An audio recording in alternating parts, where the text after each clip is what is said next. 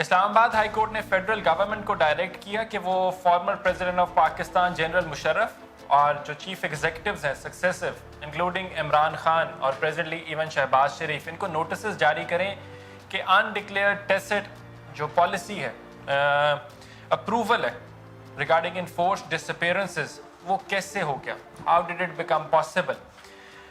इसके ऊपर Islamabad high court के चीफ जस्टिस अतर मुनल्ला ने जो अपना संडे को पेज ऑर्डर 15 पेज का था ये, और संडे को ये जब जारी हुआ तो वो जर्नलिस्ट मुदस्सिर नारू की डिसअपीयरेंस से रिलेटेड जो एक समाअत थी वो सुन रहे थे।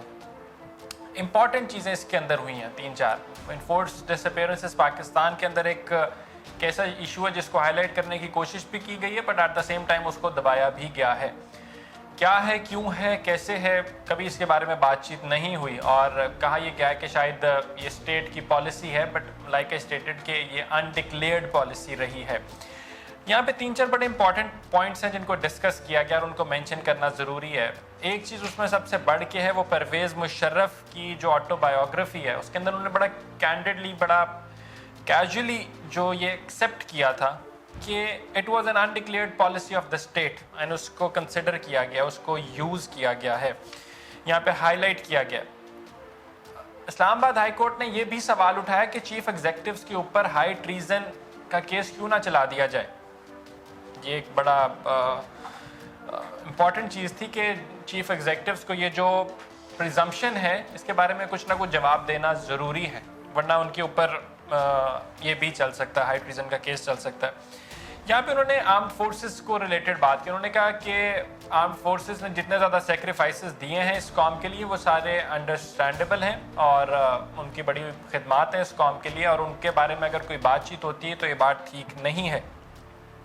इंटेग्रिटी का वर्ड यूज़ हुआ और सिक्योरिटी का वर्ड यूज़ हुआ, तो ये एक इम्पॉर्टेंट चीज़ थी जो कि मेंशन हुई। लेकिन उन्होंने साथ ही ये कहा कि इस तरह की जो परसेप्शन है कि जो कि हमारी आर्म्ड फोर्सेस हैं वो इसके अंदर इन्वॉल्व्ड हैं, ये सारी जो इन्फोर्स्ड डिसअपीयरेंसेस हैं, उन्होंने कहा कि ये वीकन करती है और अंडरमाइन करती है लॉ को। तो this was another important point जो कि डिस्कस हुआ यहाँ पे रोल ऑफ मीडिया की बात की गई और ये बड़ी इंपॉर्टेंट है रोल ऑफ मीडिया इस लिहाज से, बिकॉज क्यों कभी सवाल नहीं उठा, या अगर क्या वजह बनी कि किसने खामोश करवाया मीडिया को कि जब भी इन्फोर्स्ड डिसअपीयरेंसेस की बात होनी थी तो क्या किसी ने ज़बरदस्ती खामोश करवाया इन्हें, या फिर ये मीडिया खुद ही इतना ज़्यादा था कि they just did not want to talk about it। तो ये रोल ऑफ मीडिया को लेके for not effectively highlighting the issue was also discussed by the Islamabad high court. Role of parliament की बात की गई। मजलिस शूरा का कहा गया कि वो तो मतलब it's the most important what do you say pillar whenever it comes to the functioning of a state. तो क्यों हमारी मजलिस शूरा ने, हमारी पार्लियामेंट ने या हमारे पार्लिमान जो हैं उन्होंने इस बारे में कुछ ख़ास चेंजेस नहीं करवाई, मतलब why was it the case कि इनकी तरफ से ज़्यादा इसके ऊपर रोल नहीं किया गया, क्यों रिकॉर्ड के ऊपर कुछ नहीं है, और क्यों जो कॉन्स्टिट्यूशनल ऑब्लिगेशंस हैं उनको पूरा करवाने में इन्होंने अपना रोल नहीं निभाया। व्हेन यू से कॉन्स्टिट्यूशनल ऑब्लिगेशंस तो कॉन्स्टिट्यूशनल फ्रीडम भी इसके अंदर आता है जो कि हर इंसान को मुयस्सर है।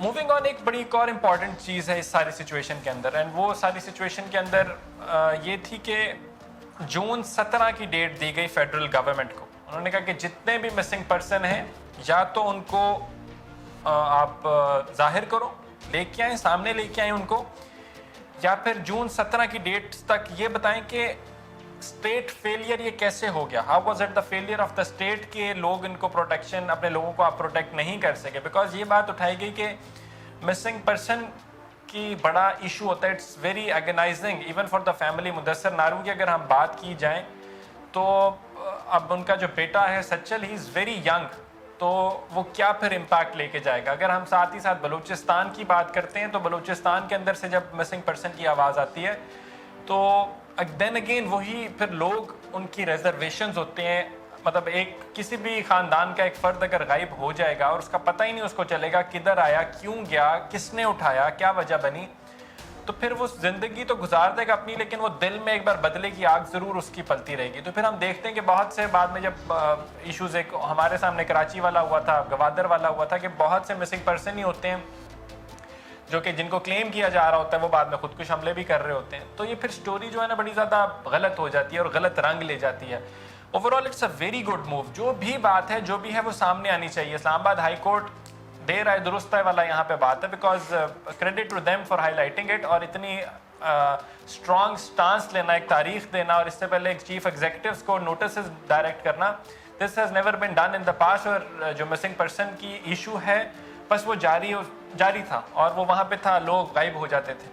तो obviously there has got to be some logical reasoning behind it कि क्या वजह बनती है, कौन लोग हैं, कहाँ जाते हैं, और उनके ताने बाने कहाँ जुड़ते हैं, उनके बैकग्राउंड क्या हैं, किसके साथ एसोसिएटेड हैं, आर दे एक्चुअली मतलब कोई टेररिस्ट आउटफिट्स के साथ उनका ताल्लुकात है, या वो खुद ही चले जाते हैं और फिर अपने आप को वहाँ पे प्रेजेंट करवाते हैं कि हम गायब हो गए। मतलब बहुत से क्वेश्चंस हैं, बट जितने मर्जी जैसे मर्जी भी क्वेश्चंस हों उनको जाहिर करना ज़रूरी है।